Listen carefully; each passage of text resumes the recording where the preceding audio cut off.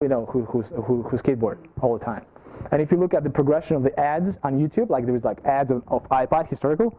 First music was like super energetic, super rock, and then 3 years later it's Beatles, because now the tribe changed. So the initial tribe of those like troublemakers, they told everybody else how cool the product is, and now it even got to their parents, and parents love Beatles, and that's why they buy the product, right? So, but it's slowly, right? It's only after 3 or 4 years that's where Apple switched to a different audience. Initially, it was the tribe of the young troublemakers, right? So focus on your tribe, right? And obviously, well, what else? Also, the other thing is this book. Read that if possible. So it was the bestseller for 356 weeks straight in a row on New York Times, and probably more actually, probably more. So by Malcolm Gladwell, that's his first book, The Tipping Point. Read that, listen to the audio, whatever. So he talks about these dudes. He talks about connector, maven, salesman. Make pictures. Done? All of you? All right, cool. Say money. Come on. Money. Nice. All right, everybody has to say money because that's the generator. So we got 3 types of people that he describes in the book: connectors, mavens, and salesmen. All right, so mavens are the guys who know stuff. Those are specialists. They know everything about the specific area. You have connectors who are the social butterflies. In fact, many of you guys, like in this room, a couple of people know 90% of Minsk. Because these guys, they connect everybody together, right? They just make those introductions. And salesmen obviously just make sales. You also need to figure out how to get to these guys when you try to market. So you create a tribe, but in your tribe, there will be these guys.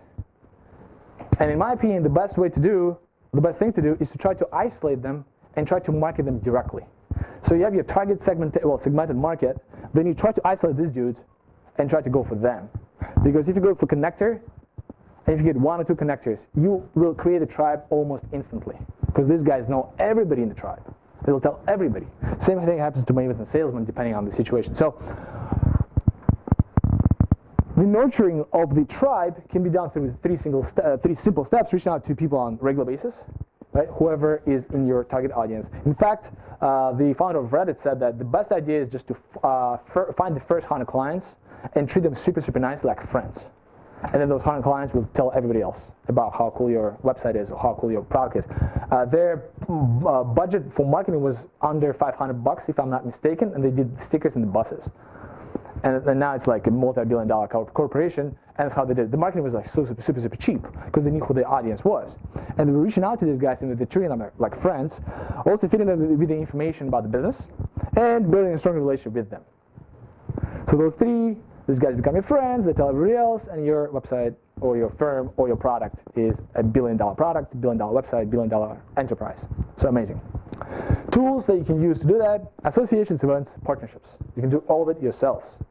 Right? Sounds like, oh, partnership. What is an association? Association is you create a group in a bar, and there are 3 people, and those are your first 3 customers. And then you do this again, and next week only 1 person comes in because you guys didn't pay for their beer, because you guys are cheap. And next week 5 people come up, and then next week, and then 2 years later 15 people come up, and then 2 years later 100 people come up, and then you become a billion-dollar business. So associations, events, partnerships, all that stuff is easy. Partnerships, everybody thinks a partner is a Google. I have to partner with Apple. I have to partner with IBM. No, you have to partner with your neighbor who repairs machineries and cars, and you give them this flyer, and he puts that flyer instead of a naked lady on the wall in his office, and boom, that's a partner, right? Market. So the first thing is bet marketing, right? So the bet marketing, like, people are isolated, so you guys don't know the tribe, or you don't know how to treat the tribe, you don't know how to nurture the tribe. Second thing is market. Market is fucked up. There's no market. In Belarus, there's no market. So you should go after big markets. Even if you nurture the tribe, it's only 10 million people in Belarus. So how many sales can you make? Not too much. There's a limit of 10 million people. Even if you get all 10 million people to buy a product, it's only 10 million people. Right? It's only 10 million subscribers. So go after big markets. 250 to 300 million people, that's an economic cluster that is considered to be independent economically, and it's considered to be sovereign, right? So you have to go after that cluster, and that cluster has to share certain commonalities, cultural, linguistic, etc. So we have obviously 10 mil here, we have US, we have CSI, and we have the European Union. And those are the population numbers, figures, right? So 350, 282, 503. And those numbers match specifically 250 to 300 of the minimum economic cluster. So you can go after these. Question, should you go after India or China with $1 billion plus population? Probably not, because of the cost thing, right? It's just cheaper, everything is cheap over there, and it's still an industrial economy. You guys should go more towards innovation economy. I'll mention about that in a second, but you should go towards innovation economy, information economy, which does not exist yet in China, and definitely not in India. So go after these. And maybe you should do that right away. And the way to do that is to do something innovative. And I constantly bring up this example where we have VK and we have Facebook, and they have the same fucking color scheme, even. So VK stole it, and they even stole the fucking color scheme. Come on, make it green, make it red. Make a difference. No, it has to be blue, because Facebook is blue. But it's bullshit, right? It's not innovative, because once these guys will try to get to the US market, there's Facebook already. Because they fucking stole it. And they didn't make enough money at the end. They made lots, but not as Facebook. So innovation. Your product has to be innovative, or your service has to be innovative, to make sure that you can disrupt the markets in big economic clusters. Because Belarus itself, unfortunately, is just not sufficient. Quickly about the stocks. Since I'm a trader, blue chips, defensive, cyclical growth stocks. Blue chips are the best stocks, the top stocks, Coca-Cola, McDonald's. Defensive stocks are the stocks that don't drop as much during the crisis. It's usually utilities, food, and healthcare. Because you guys get ill and get sick all the time. You guys eat every day anyways. Also telecom. You guys use the phone, we use internet. So these stocks don't really drop during the crisis. Cyclical, on the other hand, drop super heavily during the crisis and then go up when the crisis is over during the economic boom. Those are typically the machinery stocks, right? Usually the cars, Ford, Toyota, etc. Growth stocks are the stocks that have the most innovation, right? And these guys have the highest chance to become the blue chip. What they do, they create something super, super innovative, disrupt the economy locally, and then scale using the same business model. And since it's so innovative and nobody did it before, they scale super, super fast. And again, we think that growth stocks, well, I don't have that slide here. We think that, again, innovation has to be like Angry Birds. You have to create new SpaceX. You have to create a new Tesla. No, you can create an idea of ice cream and wine, which was created in Brooklyn. So 5% ice cream. So it's ice cream and wine. And they say that's the best remedy for girl breakups. And that's a unique idea, and nobody did it before. And if it's allowed, you can technically scale anywhere with that product, right? So it can be simple things, but it has to be innovative, it has to be different, it has to be interesting. Try to be a growth stock. Try to create something disruptive so that it's easier for you to make a disruption when you go for a larger market. Because you have to go to a larger market because Belarus is just not sufficient. It's not 250 million people cluster. So, the best question, right, once we isolate it, so the first question was why marketing doesn't work right now. Well, obviously, because you guys don't know, you guys might not know who your tribe is, what's your segment, or you don't go after a big market. But the better question is why my marketing will not work in the future. So if you want to start a business right now, or your business is good, although I doubt it because there's crisis, but it might be possible, why it might not work in the future? What are some things that we have to take into consideration? On the scale, it's always better marketing, even with the worst product, is better than a worse marketing with a better product. You can have the best product in your garage, and your mother knows that it's amazing, and nobody else knows about it. And then somebody else has a shitty product, but amazing marketing, and everybody knows about that product, and nobody knows about yours. So as a rule of thumb, definitely marketing is way more expensive and in the future for yourself, right? So if you miss on it. And what you should do, even if you have a worse product, you should ship. The word entrepreneurship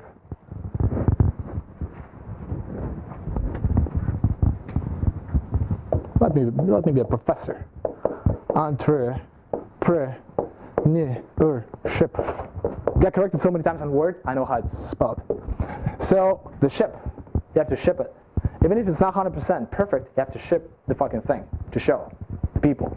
So if you ship a slightly worse product, but you have an amazing marketing strategy, you will win at the end, right? As opposed to creating a super great product, perfect product, and have absolutely no time to sell it.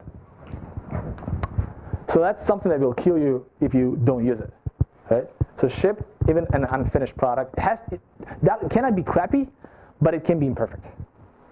So if it's totally crap, don't ship it, obviously. But it can be crappy. It can be like it can be slightly imperfect. Certain details are not finished. Software is not great. Website doesn't look great. Who cares? Ship it.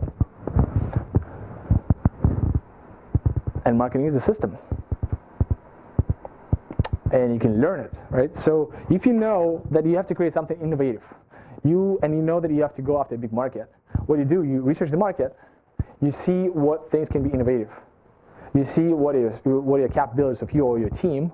You try to do the product, make the product, you make it, and then you market it based on the existing system. And that's how serial entrepreneurs are born, because they know how to market any product. Right? Take Elon Musk. He started with Zip 7, I think, or Zip 2, 2Zip, whatever his firm was. Then it was PayPal. Then SpaceX and Tesla and SolarCity. Right? He was probably using the same marketing system, because he knew the system. The product can be different, but the skill is transferable. All right. So this animation took me 20 minutes. All right. So we have traffic, all of you guys, traffic, just random people. And then I say, money, and somebody will actually pay attention to me. So I got your attention, right? Now you're leads, because I can give you money. So whoever responded, right? Then from leads, you guys are warm now. Kind of warm, right? Not as cold anymore. Kind of hot, but not super hot, but not cold. I can try to convert you towards sales. And you will actually buy my shit. And after that, I can give you more stuff, like some support, amazing quality of my product, whatever, care, and you guys will buy my shit again and again and again because you're now loyal, right? So that's the system: traffic, leads, sales, loyalty. It's done through attention, conversion, and relationship. And that's where the masterpiece of this presentation begins. Because I spent fucking 12 hours on this, and it's really cool, and there's so many fucking resources. Whatever was before was kind of crap. The stuff that you guys will see right now, like in the next 40 minutes, because we're going to have 40 minutes, that will kick us out, is going to be super amazing. Well, I hope so. Product first. Product. So, first question you have to answer yourself is, what problem are you solving with the product? As a cliche, but in reality, if you know that you're solving a real problem, you won't need to market it, because people will understand it's a problem. So you don't need to be a pushy salesperson trying to sell it. Oh, you definitely need that belt for your fat. No, I don't, because it sucks. But I need iPhone, because it's great, right? So I don't need to. Apple doesn't need to persuade you that you guys need to buy Apple. The only thing they need to persuade you is you have to spend some money if you don't have it. But if you have the money, you'll definitely buy Apple product for sure. Apple doesn't need to persuade you anymore, right? Because they solve the problem. Specific problem of excellence, of self-importance, right? And it's the problem they're solving. Besides great technology. And that's why they say sell the product first and only then try to actually make it. Because if you know the problem that you're solving, you can create and you can test if that's a real problem, ask people, find questionnaires, whatever, and then after that, build the product. Because many people, including myself, we create the product first, we think it's great, and then nobody wants it because it's shit. Because obviously, because it doesn't solve any problem, right? And instead of wasting so much time, because nobody knows what the market is, nobody really knows what the market is. We can test it, but we can get lucky. We need to first off identify the need, solve the problem, and only then make the product. The innovation economy that I mentioned earlier is something that is transforming at this very point because of the Internet of Things. It was industrial economy before. There was not too much competition before. Now it's an information economy or innovation economy. There are so many competitors, and you guys don't see it here in Belarus. But again, because you're focused on the internal market. But if you try to market yourselves outside of Belarus with the same disruptive ideas that you consider to be disruptive here in Belarus, you will fail for sure. Because you don't analyze the market outside of your country, and you should do that first. Because the mindset that should be present in your heads is, okay, with all respect to my country is not as developed as the West. So let me look at the West. Let me try to isolate the problems over there first, because if these problems still exist over there, they definitely exist in my market too. And I'll actually scale so much faster in my local country, right? I was taking the train yesterday. The guy said, the guy was like, whatever, 50 years old. His business idea, his unique business idea was to trade bakery shit. It's not unique anymore. And he's like, well, there's so much competition. Fucking yeah. There's lots of competition because you just sell the same shit everybody else sells. Right? Create something unique. Wargaming is unique. It's innovative, right? It's one example that Belarus has really. Viber is not Belarusian, but it was built by developers, but it's not Belarusian. But it's unique, but it's a great example. You guys have now heroes, right, who actually did that once. It's a great problem that they solved. People want illusion. People don't want to handle their lives because their lives are hard. They want to get illusion, and they want to get those high scores in the game, and they play. So gamification, one of the trends, for example, and they got in the trend. And they got lucky. Because a couple of other projects didn't work out, but this product worked out. It's 1.5 billion by Bloomberg, right? So innovation economy, you have to think about innovation. You have to think about some innovative, disruptive technologies, right? And even if you have a product already that is not super innovative, if you think about it, you can tweak it around, and 6 months to 12 months later, you'll have, on the same basis, you have something innovative. But you need to think about it. Don't just ship the same thing. Try to think how to create something new. So what trends we have right now? Well, some of those 21st century trends, Internet of Things. Everything is internet, everything is mobile. And I'll touch upon that because maybe many people have illusion that, oh fuck, like marketing is only done through Facebook or Google. No, it's bullshit. No, it's not. But some things, such as payment, will definitely be done online. So internet is not necessarily the top promotional platform, but it's the top technical platform that can solve many, many things, right? Payment, information, etc. Mailing lists, something, right? But it's not necessarily the best promotional thing, but still, that's a trend. Localization. Everyone wants something local. Nobody wants those big corporations anymore. In New York, you don't drink Heineken, especially if you're in Brooklyn. You drink some craft beer done locally, right? Customization, customized product, very similar to localization. Gamification, user experience has to be great. Illusion, the illusion of the reality, right? Or gamification just to make sure that everything is interesting. E-learning. Why learning is better than just textbook? Because it's interesting. Because it's just turned into a game and there are scores, right? It's easier and it's more interesting for you to play that game, which is education. That's why e-learning, for example, is one of the trends as well. And communication, of course, which is pretty much done by Facebook, Twitter, Tumblr, Pinterest, all these guys. We also got Maslow hierarchy. All of us heard about that, but none of us, well, not many of us actually utilize it in marketing. So we have this amazing idea, and we share the mission. The mission of IPM Business School, for example, well, I'm not saying like anything bad about it, but the mission about IPM Business School is national competitiveness, right? And it's a great mission. I love it. But if you try to convey that message to an average Belarusian person, he'll say, what? National competitiveness? Competitive advantage? National? What the fuck? Where's my vodka, right? So he needs to first off fulfill his physiological needs. He needs to first off drink, reproduce himself a little bit more, smoke, eat. Right? After that, he'll start thinking about safety, and only then he'll get to the self-actualization. He'll say, oh, competitive advantage, that's something long-term. Something super, super important. So, for example, IPM Business School, super bad example, but should market its products like, hey, get my MBA, you'll be able to buy a car and go to a club if you get my MBA. You need to speak his language, because otherwise he won't be able to understand it. As part of USID, right, and Pixar mission, yes, I share the mission of self-actualization here. Yes, I'm going to, and I'm like, hey, we need to raise the entrepreneurial ecosystem. Well, many of you guys here understand it. I go to the regions and say, my purpose is to raise the ecosystem of entrepreneurs. He's like, what? What? Ecosystem? It's a fucking flower? Like, what the fuck? So they don't get it, right? So I need to speak their language, and their language is to make the money first, to satisfy their basic needs. and they're true. So you have to speak differently. So although I share my mission, while speaking to my customers, I have to share their view. Otherwise, it's not going to work out. That's why customization is one of those trends, because you can segment your tribes, segment your audience, and for every single audience, you'll speak differently based on this. Everybody knows what that is, but nobody uses it really, and they should. They should. I do. Product is finished. So about the product, if you don't have a product, try to create a product that solves a problem, solves an existing problem, and is disruptive and innovative in nature, can scale, and also when trying to figure out how to position your product, speak the language of your potential customers. And if you have a product right now, spend some time and try to make it innovative. It's super easy if you think about that. It's super easy. The reason why people buy the product already, so you have the customer base. Ask them what they like, and try to shift your product to something, or create a new product for your existing customer base, because you have something, right? So now let's do traffic and leads, and that's done through attention.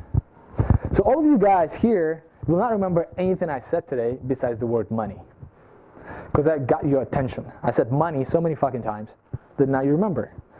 And if I meet you subconsciously, whatever, hypothetically, if I don't leave, and a month from now I meet you on the street, you'll say, oh, that guy who said money all the time. Because, and fuck, right. and a red tie, and handsome too. So, thing is, nobody knows you. There's so much noise because it's an information economy. Everybody has access to information. There's so much information that the old school way of just creating a product and hoping somebody will buy it because there's no competition, like it used to be in the industrial economy, doesn't work anymore. So much noise. You have to get attention somehow. And I'll show you a bunch of ways. And yes, leads to sales is also important. Sales to loyalty is also important. But in my opinion, this presentation is really axed towards traffic versus leads. In my opinion, that's the best and the most important thing. Because once you got those more or less hot or warm leads, it's all about operations. It's all about creating a nice sales channel. Right? This is called a sales funnel. This is a sales funnel, and that's a sales channel, for example, leads to sales. And sales to loyalty, that's just customer relationship. You can read books about that. But you need to get the initial traffic that will be converted towards leads through attention. Attention. Money, right? That's how I get your attention. So, a couple of ways to get attention. First, engage in a serious battle, and then see what happens. Napoleon, right? Good. Grant Cardone, $100 million worth. The guy is married to an actress, 2 kids. He's 50-something, and he's amazing. He's totally amazing. Got married at 40 years old, in a great marriage, $100